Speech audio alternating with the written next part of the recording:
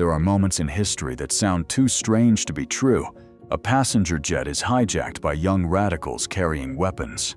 The hijackers demand to be taken to a communist country thousands of miles away. Authorities then attempt to fool them by disguising an airport in another country as their intended destination. And for a brief moment, the plan actually works. But then one tiny detail gives everything away.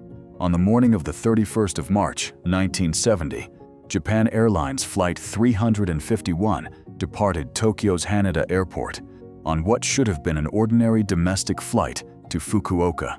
The aircraft was a Boeing 727 known as the Yodo. On board were more than 100 passengers and 7 crew members. Business travelers, students, families, and ordinary people were beginning what should have been a routine journey across Japan. No one knew that before the flight was over, they would become part of one of the strangest hijackings of the Cold War. The aircraft had been in the air only a short time when 9 young members of Japan's radical Red Army faction suddenly revealed themselves.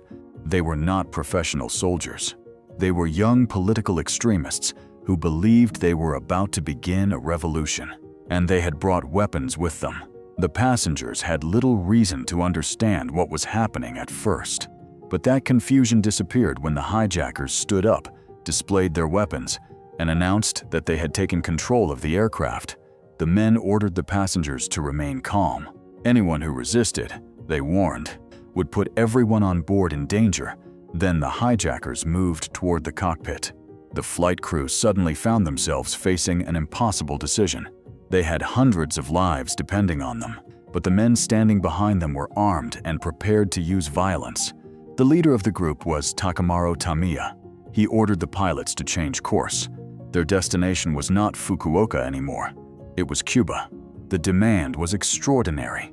The hijackers wanted to escape Japan, reach a communist country, receive revolutionary training, and eventually return to continue their political struggle. But there was one problem they had apparently failed to consider. The airplane could not fly that far. A Boeing 727 was designed for short and medium-range routes. Tokyo to Cuba was far beyond its practical range. The hijackers had seized an aircraft without understanding whether that aircraft could actually take them where they wanted to go. When the pilots explained the problem, the revolutionaries were forced to reconsider. Their next destination would be North Korea, and that decision revealed something important about the men who had taken over Flight 351. This was not simply a crime motivated by money. They believed they were participating in an international revolution. To understand how a group of young Japanese students ended up hijacking a passenger aircraft, it is necessary to look at Japan itself. In the late 1960s, Japan had emerged from the Second World War transformed. The country had been defeated, occupied by the Allied powers, and rebuilt under a new political and economic order. The United States remained deeply involved in Japan's security, and American military bases continued to operate there.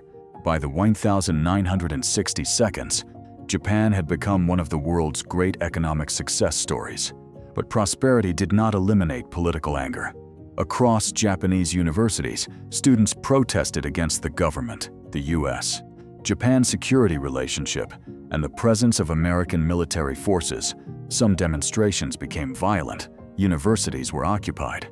Police clashed with protesters. Political organizations fractured into increasingly radical factions. Among the most extreme was the Red Army faction. The organization emerged from Japan's New Left and embraced the idea that political change could not be achieved through ordinary elections or peaceful protest. Its members believed that armed revolution was necessary, and their ambitions extended beyond Japan. They imagined a worldwide revolutionary struggle against capitalism and what they viewed as American imperialism. But there was a practical problem. The Japanese authorities were already moving against radical organizations. In November 1969, police raided a hideout connected to the Red Army faction and arrested dozens of members. The arrests made it increasingly difficult for the organization to operate openly inside Japan. The group's leaders began looking for another solution.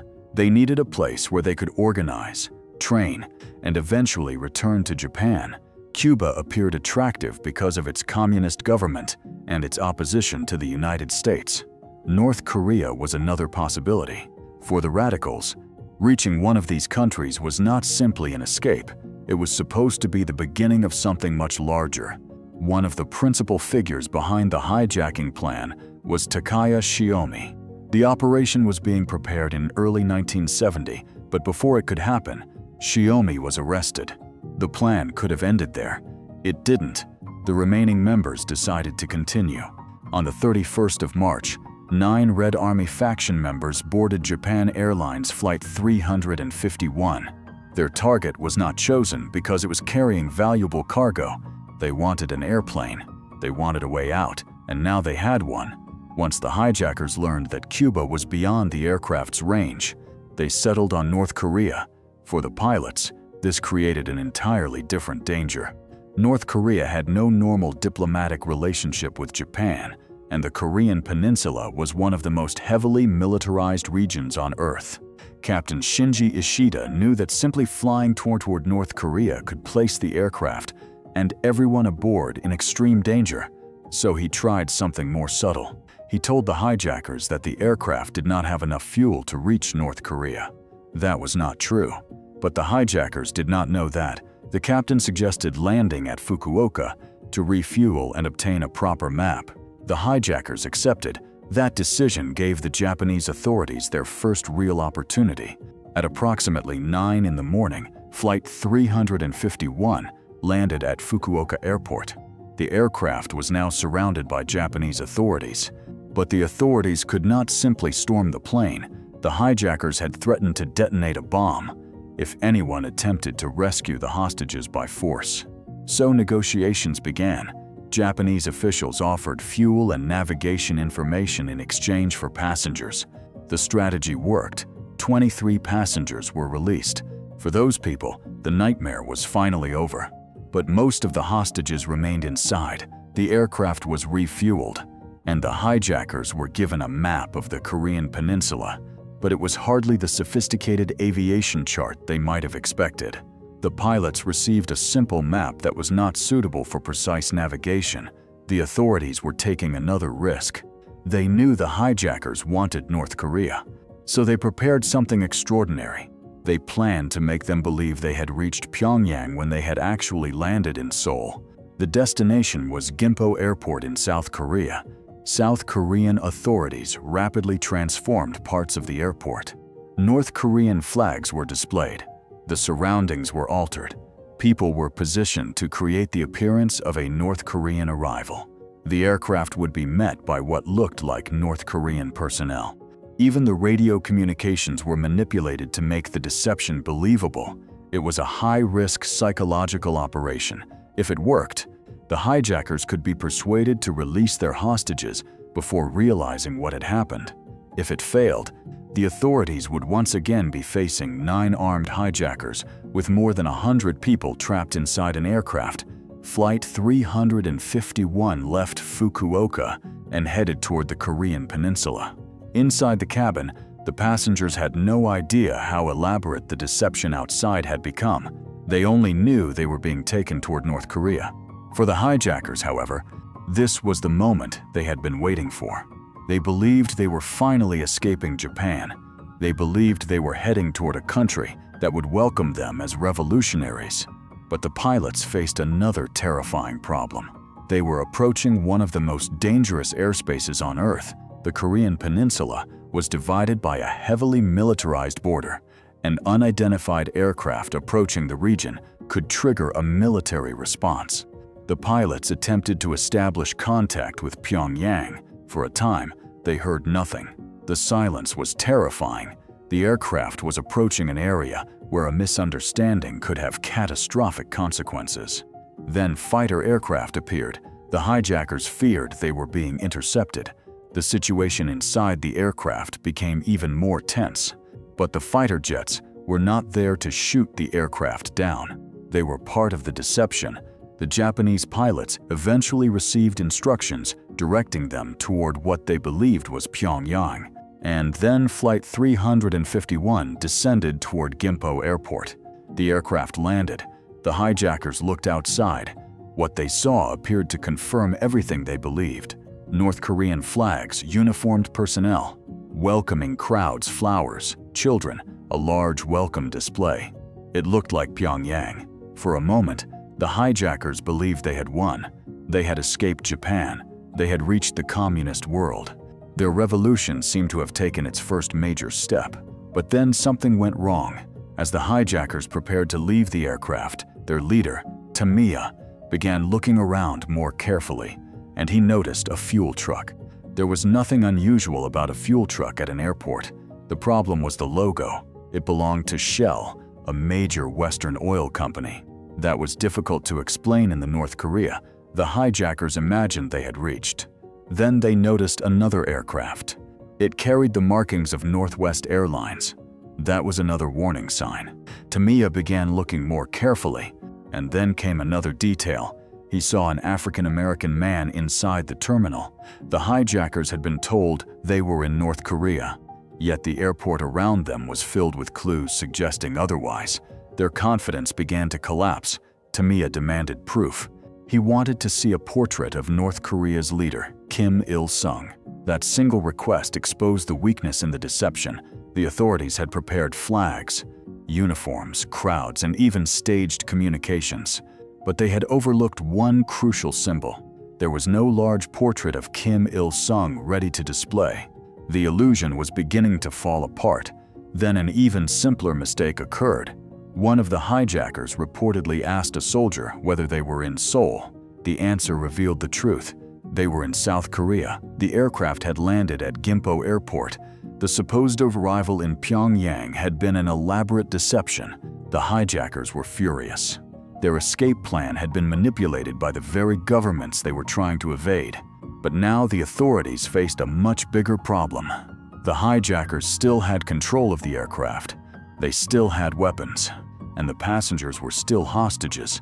The deception had failed, but it had bought some things extremely valuable: time. Now Japan and South Korea had to decide what to do next. The hijackers demanded permission to continue to North Korea, but the aircraft could not simply take off. Its engines required an auxiliary starter. After the long delay on the ground, and the South Korean authorities were unwilling to provide what the hijackers needed. The aircraft remained at Gimpo. Hours passed. Then more hours. The passengers were exhausted. They had spent days under enormous psychological pressure. Food and water were limited. The cabin became uncomfortable and increasingly difficult to endure. The hijackers were also becoming desperate. They had been promised a revolutionary escape. Instead, they were trapped on the ground. Outside the aircraft, Japanese and South Korean officials were locked in negotiations. Everyone understood the central problem. A military assault could kill the hostages. Allowing the hijackers to escape could create another danger. And every hour that passed increased the physical and psychological strain on the passengers. Then the hijackers issued another threat. If they were not allowed to leave, they would detonate the bomb. The Japanese government now faced an agonizing choice. Someone needed to go onto the aircraft. Someone had to convince the hijackers to release the remaining passengers. That was when Shinjiro Yamamura stepped forward. Yamamura was Japan's vice minister for transport. He offered himself as a replacement hostage. The proposal was simple: release the passengers. Take me instead. Yamamura would accompany the hijackers to North Korea. It was an extraordinary offer. He was voluntarily exchanging his freedom for the lives of everyone still trapped inside the aircraft. The hijackers were suspicious, but after more than 2 days of negotiations, they had few alternatives. Eventually, they accepted. The passengers began leaving the aircraft. One by one, they stepped onto the ground. For people who had spent days wondering whether they would survive, those few steps represented an enormous release of fear. The hostages were finally free. The remaining people aboard Flight 351 were the hijackers, members of the flight crew and Yamamura. After nearly 79 hours of crisis, the aircraft was finally allowed to leave South Korea. But this time, the destination really was North Korea. On the 3rd of April, Flight 351 departed Gimpo Airport. There were no illusions now. The aircraft was heading toward Pyongyang, and this time, Yamamura was aboard as a hostage. After the flight crossed the Korean peninsula, it landed at Mirim Airport near Pyongyang. The hijackers had finally reached the country they had dreamed about. But almost immediately, another surprise awaited them. North Korean authorities ordered the hijackers to surrender their weapons. The men complied, and when the weapons were examined, a remarkable truth emerged. Many of the weapons used to seize the aircraft were fake. The swords and firearms were not functioning weapons. The bomb was also not what the hostages had been led to believe. Only the axe was genuine. The hijacking had been carried out largely through intimidation, confidence, and psychological control. The men had convinced more than 100 people that they possessed the ability to destroy the aircraft, and that belief had been enough. For Yamamura and the crew, however, the story was far from over. They were now inside North Korea, one of the world's most isolated states during the Cold War. The hijackers were granted asylum. They had reached their destination.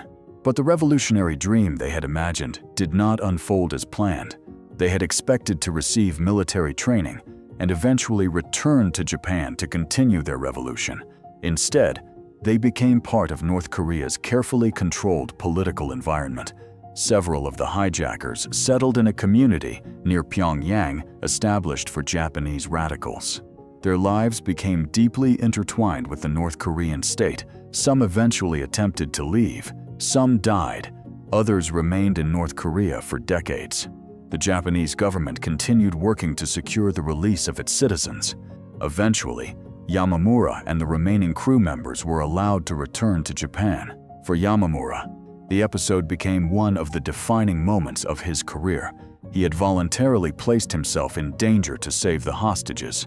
He later continued in Japanese public life, serving in senior government positions. But the story of the hijackers continued for decades. Some eventually expressed regret over what they had done.